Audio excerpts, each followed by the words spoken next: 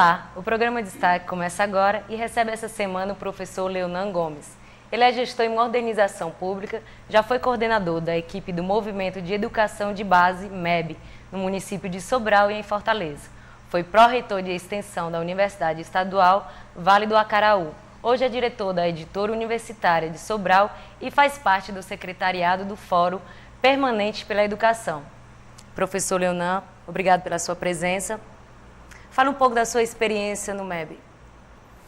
Eu devo dizer que quando talvez você nem tivesse nascido, eu já estava perdendo meu primeiro emprego por trabalhar com educação de jovens e adultos.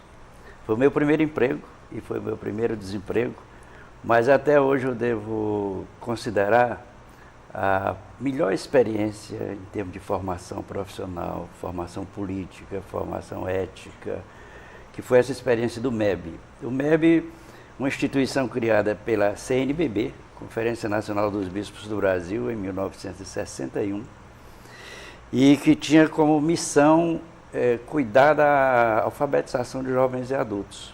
Foi a primeira grande experiência nessa área. O Brasil, o governo brasileiro não tinha.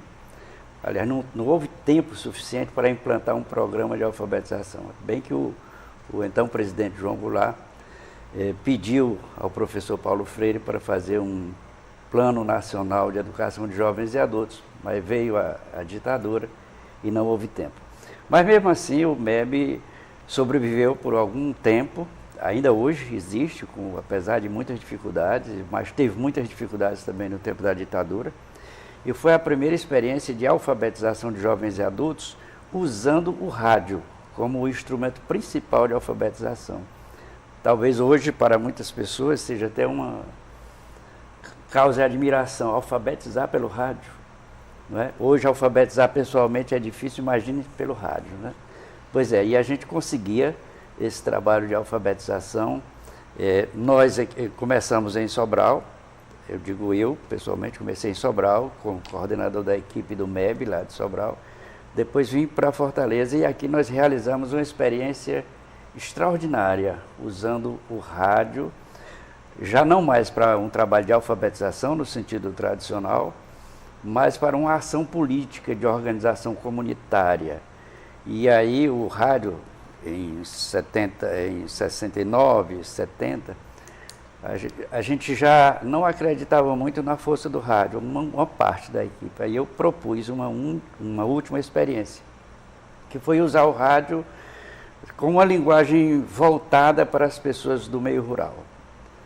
E nós tivemos um grande êxito, porque conseguimos que mais de 300 comunidades rurais se organizassem para escutar diariamente esse programa de rádio. Isso era feito através da Rádio Assunção, que naquela época tinha uma audiência incrível em todo o Ceará. Né? A televisão não tinha grande força. Então, o rádio era o grande instrumento, que ainda hoje eu acredito que o rádio é um instrumento insubstituível para a informação e para a formação. Pena que é pouco usado para essa área. Mas nós tínhamos uma audiência em 300 comunidades rurais. Qual foi o segredo dessa audiência? Porque nós criamos um programa de rádio que se identificava com o ouvinte. Se preocupava menos com o conteúdo, aliás, com a forma de falar, e mais com a mensagem que transmitia. Nós transformamos os programas de rádio assim, como se fosse uma novela, com personagens que se identificavam com as pessoas do campo. E nós conseguimos, por exemplo, realizar curso de agricultura pelo rádio, curso de higiene e saúde pelo rádio, curso de cooperativismo, curso de sindicalismo rural. Mas aconteceu um fato interessante. À medida que as pessoas da zona rural se interessavam pelo programa, pelo conteúdo, atraídos pela forma, porque a gente tinha um grupo de personagens que se identificava com as pessoas do campo. Era mais ou menos o seguinte: na segunda-feira a gente apresentava um programa com conteúdo, na terça-feira esse mesmo conteúdo voltava ao ar pela linguagem dos personagens. E isso foi o grande segredo que identificou o rádio com os ouvintes. Então, como eu ia dizendo, da mesma forma como as pessoas da zona rural tiveram um grande interesse pelo programa de rádio, a Polícia Federal também começou a se interessar. Então, o nosso programa passou a ser escutado diariamente pela Polícia Federal. E nós começamos também a receber intimações. Qualquer palavrazinha que tivesse um sentido não convencional, a Polícia Federal nos chamava e pedia para que a gente explicasse o que significava aquilo, por que tinha colocado aquela palavra. E nós só podíamos apresentar o programa depois que vinha carimbado pela Polícia Federal. E tinha-se que dizer assim: este programa foi liberado pela assessora federal para este horário. E aí a gente começava o programa. Tudo ao vivo, não tinha nada gravado, não tínhamos condições de gravar nada, até porque não existiam os equipamentos para gravação, tudo era feito ao vivo. Mas tinha uma audiência muito grande pelo conteúdo que a gente passava, essas ideias de organização comunitária que a gente já conseguia naquela época. Então foi uma grande experiência para mim pessoalmente, para todos os que tivemos a oportunidade de trabalhar no MEB, foi uma experiência muito enriquecedora. Hoje nós temos muitas pessoas que passaram pelo MEB, que estão na universidade, que estão na administração pública e que agradecem a essa experiência. Fora o benefício grande que ficou na zona rural para as populações que ouviram e participaram dessa programação. Professor, diante desse quadro em que nosso estado se encontra com a educação de péssima qualidade, na sua opinião, que fatores estão dificultando a melhoria da qualidade da educação no estado? Eu não acho que seja de péssima qualidade. Eu acho que nós temos experiências diferentes, mas nós tivemos grandes avanços. Eu tive a oportunidade, felizmente, de exercer a função de secretário de Educação de 3 pequenos municípios da Zona Norte, os 3 na Serra da Ibiapaba, que foram Croatá, um município recém-emancipado em 89, depois Poranga, depois Guaraciaba do Norte. E naqueles 3 municípios nós conseguimos realizar um trabalho que marcou. Por quê? Porque nós demos ênfase na participação popular. Foi a grande saída e que depois transformou-se, inclusive, na minha dissertação de mestrado, que tem como tema o seguinte: em educação, sem participação não há mudança. Então, por exemplo, no município de Croatá, e é interessante que a gente chame a atenção para esse aspecto, nós não tínhamos transporte escolar, nós não tínhamos merenda escolar, nós não tínhamos sala de aula. Os nossos professores, 90%, só tinham a 4ª série. E, no entanto, os alunos aprendiam. Na 1ª série, o aluno sabia ler e escrever. Os professores trabalhavam com prazer. Os alunos, não tínhamos evasão escolar. Nós não tínhamos prédios para os alunos. Tínhamos 2 prédios na cidade, cada prédio com 2 salas de aula. Os demais alunos eram acomodados em salas de visitas de residências que a gente alugava. Então, não havia uma sineta, não havia um bedel para ficar orientando o aluno para ir para a sala de aula. Terminado o horário, o aluno ia para a sala de aula, ia para o recreio e tal, e o aluno aprendia e se entusiasmava. Então, eu acho que o grande segredo é esse, da participação popular, envolver a comunidade. Então, na primeira experiência, nós realizamos um seminário com a população para saber o que a população queria da educação que estava se implantando naquele município. Isso foi em Croatá. No segundo município, que foi Poranga, 4 anos depois, também fizemos a mesma coisa. E em Guaraciaba do Norte a gente fez a mesma coisa. Envolvemos a comunidade nesse processo. O que acontece é que a escola fica muito distante da comunidade. Há muitas experiências boas sendo construídas. Nós temos hoje o caso de Sobral, que tem se destacado. O que está sendo feito ainda hoje no município de Croatá tem se destacado pelo envolvimento das pessoas nesse processo da educação. Então, eu acho que a escola pública tem muitas experiências boas. Às vezes a gente fica de olho só nessa questão do salário. Não, o professor precisa do salário, é fundamental. Mas não é só isso. Ele precisa ser tratado como gente para que ele possa tratar o aluno como gente, para envolver o aluno no processo de aprendizagem. Hoje eu estou plenamente convencido do seguinte, que a função do professor é fazer com que o aluno acredite em si mesmo. Se o professor fizer isso, o aluno aprenderá português, matemática, história, geografia. E outro aspecto é envolver o conhecimento que está sendo construído com a realidade onde o aluno vive. Às vezes a gente quer que o aluno decore a história do Brasil e às vezes ele não conhece a história da sua comunidade. Ele não sabe por que a sua comunidade tem aquele nome. Quem foram os primeiros habitantes da sua comunidade. A gente quer que ele aprenda os limites do país, quando ele não sabe os limites da sua sala de aula, não sabe o limite da sua comunidade.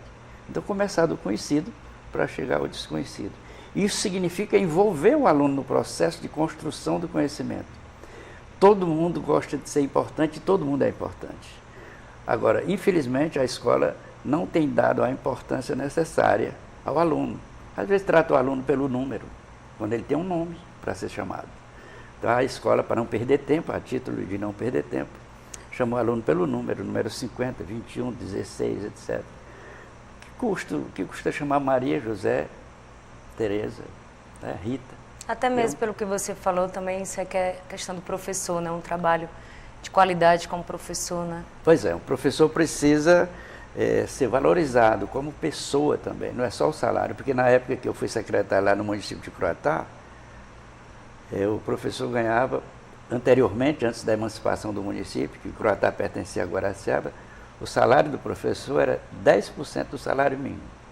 Naquela época o salário mínimo era de R$120. O professor ganhava R$12. Então, quando eu fui convidado para ser secretário de Educação do município, uma das primeiras coisas que eu disse para o prefeito que me convidara é que o professor, uma das condições é que o professor fosse tratado com respeito. E uma das coisas era o salário, não é a única, mas é uma das base, coisas. Né? E então a exigência que eu fiz é que o menor salário para o professor com o menor nível fosse o salário mínimo. E daí ia acrescendo. O professor que tinha quarta série, que era o maior nível, aliás, o nível mais comum, que era 90%, ganhava o salário mínimo. Quem tinha quinta série ganhava o salário mínimo mais uma pequena diferença. Sexta série, o salário mínimo mais 2x, e assim por diante. Né? Nós encontramos, pra você ter uma ideia, naquela época, e não faz muito tempo, foi em 89, para compor a Secretaria da Educação, foi literalmente catando gente, descobrindo assim, no município todo nós encontramos 8 pessoas com segundo grau. Né? Hoje, felizmente, graças ao trabalho da UVA, todos os municípios têm no mínimo 100 professores com curso superior. Lá mesmo, nesse município de Croatá, hoje nós temos talvez uns 200 professores com curso superior e 5 turmas fazendo graduação. Então, isso foi um avanço significativo. Professor, no caso do fórum, qual o objetivo e a importância? O fórum foi uma criação assim, excelente, uma ideia excelente do professor Teodoro, que tem tudo a ver com isso que nós acabamos de fazer. Ele criou o Fórum Permanente pela Educação como um espaço para que a comunidade fosse convidada a avaliar a educação do seu próprio município, coisa que não é muito comum. Não é? Normalmente as pessoas, e eu tenho textos escritos sobre isso, as pessoas não têm direito sequer a entrar na escola. Deixa a criança na calçada, aí lá tem um cadeado, o pai entrega a criança e pronto, e lá não entra. A maioria ainda é assim. Então, o Fórum Permanente pela Educação é esta oportunidade criada para que a comunidade, através dos seus representantes, possa avaliar a educação que tem em cada município. E isso foi uma iniciativa muito boa, que veio exatamente ao encontro daquilo que a gente já experimentou e que deu resultado, que foi a alternativa para a gente melhorar a educação, foi isso. Nós experimentamos isso no município de Guaraciaba, por exemplo, com a participação no âmbito da grande comunidade, realizando seminários com a população para avaliar a educação. No âmbito da escola, da comunidade escolar, onde a própria comunidade escolar escolhia seu dirigente. E no âmbito da sala de aula, que é fundamental. O aluno precisa gostar da sala de aula para permanecer nela. O professor Ariano Suassuna, que foi meu professor em Recife, dizia uma coisa que ele repete e que eu passei a repetir por acreditar nisso. Que o aluno só aprende aquilo que lhe dá prazer. Então, se cada um de nós for fazer uma retrospectiva, o que é que eu sei, o que foi que eu aprendi de melhor, pode ter certeza que por trás disso está o prazer que lhe foi dado de aprender, ou que foi construído com o professor na sua sala de aula. Então, o Fórum Permanente pela Educação foi criado por sugestão do deputado professor Teodoro, na Assembleia, e que a gente já levou a 13 municípios, aliás, a 11 municípios. Você poderia citar algumas ações, como que ele atua nesses municípios? Sim. O Fórum, ele é assim, a gente faz um contato com as autoridades de educação do município e convida um número proporcional à população do município, normalmente 60, 70, 80 pessoas, representantes dos vários segmentos. Então, essas pessoas, num determinado local, geralmente sugerido, proposto pela Secretaria de Educação, a gente começa com uma exposição sobre a realidade educacional do município. Os números, quantos alunos tem por série, qual o nível dos professores, um relato da realidade do município. Isso geralmente feito pelo secretário de Educação ou pessoa por ele indicada, que faz uma exposição. Aliás, anteriormente a gente faz uma ação integradora dos participantes para criar um clima de maior participação, para quebrar o gelo, para que as pessoas se sintam mais à vontade. E aí, depois da exposição do secretário, a gente organiza a turma, os participantes em 5 grupos. Cada um discute um tópico da questão. Por exemplo, qual é a nossa avaliação sobre a educação do nosso município? Outro grupo discute quais os fatores que estão facilitando o desenvolvimento da educação no município. Um outro discute quais são as experiências relevantes que podem ser detectadas na educação do município. Um outro grupo discute que importância tem a educação para o desenvolvimento do município. E um outro grupo, quais são as sugestões concretas e viáveis para que a gente possa melhorar a educação no nosso município. Os grupos discutem essas questões, cada um separadamente, em 15 ou 20 minutos. Depois a gente realiza uma assembleia onde as questões são colocadas em comum. E aí outras pessoas acrescentam ideias novas. Quem não discutiu a primeira questão sugere para as questões dos outros e assim criar uma integração.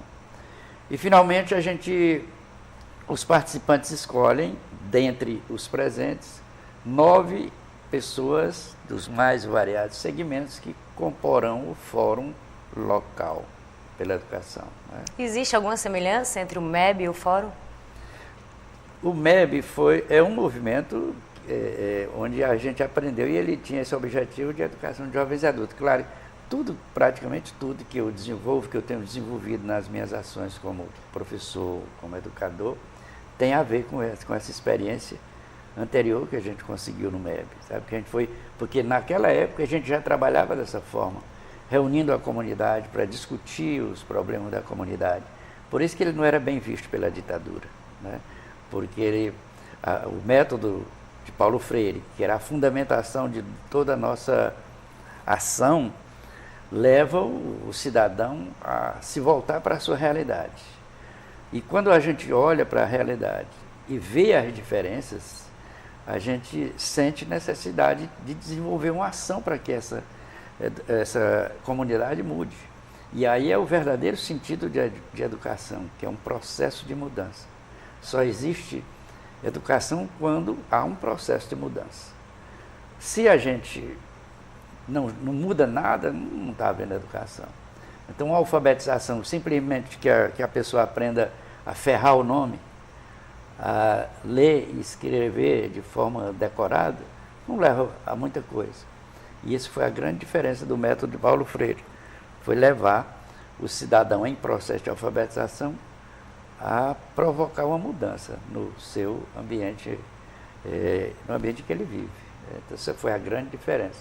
Então, na medida em que a gente hoje realiza o fórum no município, que foi Heriotaba, Vajota, Croatá, Crateús, Tianguá, Camusim, Senador Sá, Acaraú, Aquiraz, Beberibe, forquilha nesses municípios, a gente levou a comunidade a discutir as suas questões. E as questões, os resultados desse debate foram encaminhados às secretarias de educação. O professor Teodoro tomou todas as informações e transformou em discurso na Assembleia Legislativa para propor, para provocar uma mudança na educação. Então, isso significa o quê? Que a participação popular é que leva à mudança. Então, o fórum tem esse grande mérito de provocar a participação popular. Porque a comunidade sabe o que quer. A gente tem como tema assim, a educação que temos e a educação que queremos. A gente analisa o que a gente tem e aponta o que se quer. E se as secretarias de educação municipais levarem a sério as sugestões propostas pela comunidade, encontrarão o caminho para a educação. Eu fico muito triste porque as análises sobre a educação geralmente são pessimistas. Ainda ontem eu ouvi uma notícia sobre o lançamento agora do Vale Cultura. E algumas pessoas foram convidadas a opinar sobre essa nova ideia do Vale Cultura, que criou oportunidade para as pessoas terem acesso aos bens culturais. E uma pessoa analisava que o que devia mais era cuidar do salário do professor. Ora, o professor não pode ser visto assim só por um coitadinho que anda atrás de salário, não. Ele é um cidadão que constrói uma coisa importantíssima. E ele não pode passar uma imagem de coitadinho que só vive lutando por salário. O salário é importante, mas há outros condicionantes que são fundamentais para a gente desenvolver um trabalho educativo. Dentre eles, como fundamental, a participação.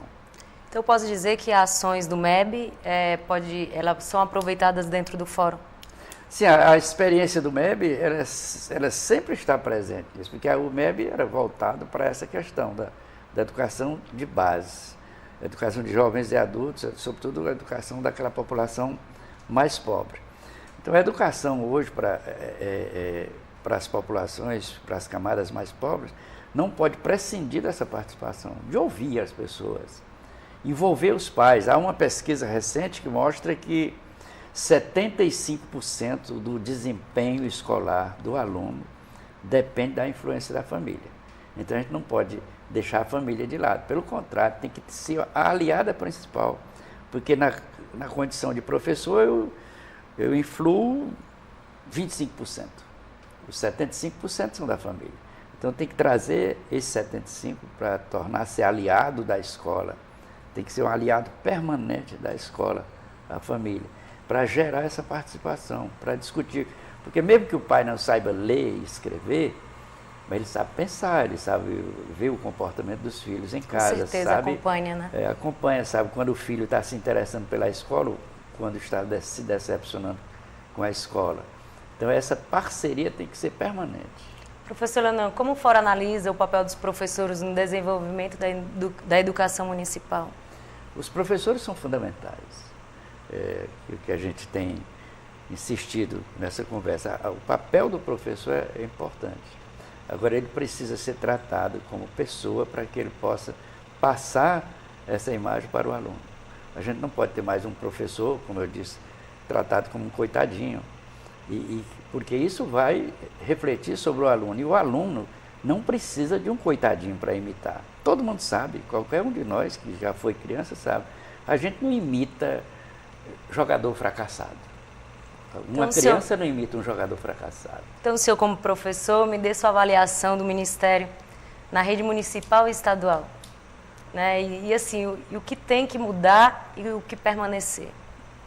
Eu não sei se eu teria competência para fazer essa avaliação, porque a educação é alguma coisa que se constrói em cada município, vai se construindo em cada unidade escolar, mas eu acho que o Ministério da Educação já deu grandes avanços, já tivemos grandes avanços. A gente percebe, e eu posso dizer com conhecimento de causa, porque nos últimos 10 anos, como pró-reitor de extensão da UVA, e talvez até por grande influência do movimento de educação de base a que eu pertenci, a grande ênfase que nós demos na pró-reitoria de extensão da UVA foi com a alfabetização de jovens e adultos. Então, por conta disso, eu participei de muitas reuniões seja do programa Alfabetização Solidária, que era uma ONG, seja mais recentemente no Ministério da Educação. A gente via, assim, antes um empenho do Ministério da Educação, mas hoje a gente vê muito mais, e na certeza de que tem uma base filosófica fundamentada em Paulo Freire. E hoje se diz explicitamente que a fundamentação é de Paulo Freire. Até muito recentemente se falava de Paulo Freire, mas assim, meio sob suspeita, quase que às escondidas. As pessoas não diziam claramente que adotavam Paulo Freire. Alguns, por um certo modismo, já até consideravam Paulo Freire superado. Mas hoje a gente percebe no Ministério da Educação, tanto do ministro quanto da equipe técnica, assim, uma fundamentação. As pessoas falam a partir da convicção que possuem. O que foi diferente até recentemente, que as pessoas se desincumbiam das tarefas que lhes eram entregues. Hoje a gente vê que, além de desincumbir de uma tarefa, tem uma ação oriunda da convicção. Então, na UVA, durante os últimos 10 anos, nós trabalhamos muito com a alfabetização de jovens e adultos, tanto no programa Alfabetização Solidária, quanto no programa Brasil Alfabetizado, que é interessante que se destaque que, pela primeira vez na história do Brasil, tem-se um programa voltado para a alfabetização de jovens e adultos, que foi criado no governo Lula.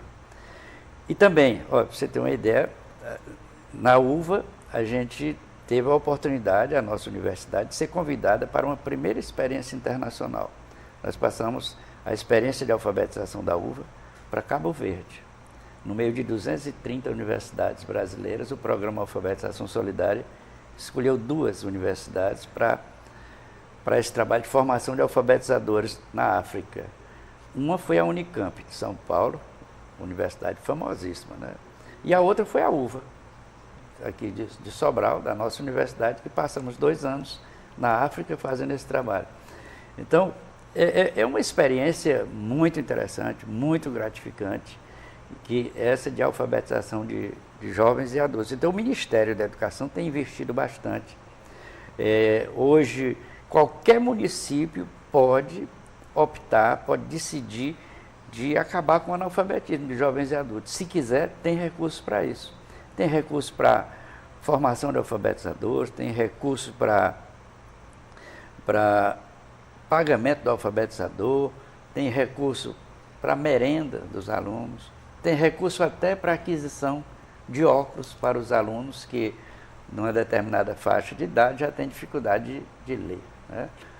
Então, o Ministério tem tem esses recursos para isso, de modo que o município que quiser poderá facilmente erradicar o seu analfabetismo, né, de jovens e adultos. Professor, para finalizarmos, gostaria que você me dissesse o que pode e deve ser feito para conquistarmos novos avanços na nossa educação municipal. Eu insisto na questão da participação. Não precisa muitos segredos, nem muita tecnologia. O segredo está no bom relacionamento que se implantar na escola, a partir da sala de aula, na unidade escolar, na comunidade onde a escola está inserida. E a valorização das pessoas envolvidas na educação. Hoje, há 20 anos, a gente desenvolvia uma metodologia de trabalho que hoje se chama educação biocêntrica, quer dizer, valorizando a vida. Isso aqui é fundamental. Se em cada sala de aula o professor valorizar o aluno, fazer com que o aluno acredite em si mesmo, fazer com que a família acredite no aluno, se a escola trouxer o aluno para participar, eu acho que a gente terá o que a educação precisa mesmo. Esse envolvimento de todos nesse processo. Não é tarefa só do diretor da escola, nem só do professor, mas é de todos. E isso a gente precisa se convencer e desenvolver uma ação concreta nesse sentido. E avaliando permanentemente a educação. A gente tem inúmeros exemplos recentes, construídos, que comprovam que quanto mais os alunos se envolverem no processo de construção do conhecimento, mais eles aprenderão e dominarão o conhecimento. Nós desenvolvemos recentemente um projeto que nós denominamos de olhos na realidade, que é cada disciplina que o professor vai desenvolver no município. Eu me refiro a uma experiência desenvolvida com o IVA e na parceria com a UVA em municípios. O professor que vai dar aula no município, que ele volte a sua disciplina para a realidade daquele município e envolva os seus alunos na construção do conhecimento. E os resultados dessa primeira experiência que nós fizemos lá no município de Croatá foi excelente. Os alunos se surpreenderam consigo mesmos pelo conhecimento que construíram, e os professores também se surpreenderam com o nível de participação, de interesse, de envolvimento dos alunos. Então, acho que não existe segredo, é acreditar. Acreditar que a educação tem saída e não é muito mistério, não. É querer e desenvolver a participação das pessoas nisso. E fazer com amor, com dedicação, para fazer bem feito, né? Para fazer com prazer. Se a gente fizer com prazer aquilo que nos cabe fazer... Não tem como não sair perfeito, né? Não tem como não sair bom, não é? Professor Leonan Gomes, obrigada mais uma vez por sua participação em nosso programa. O programa Destaque fica por aqui. Até a próxima semana com mais um convidado em destaque na FGF TV, canal 14 da NET.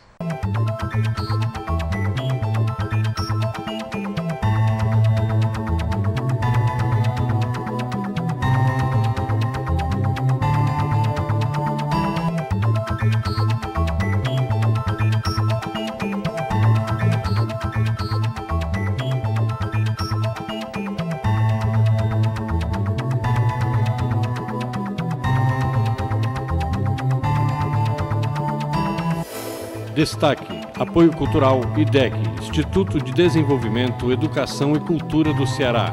FVJ, Faculdade Vale do Jaguaribe.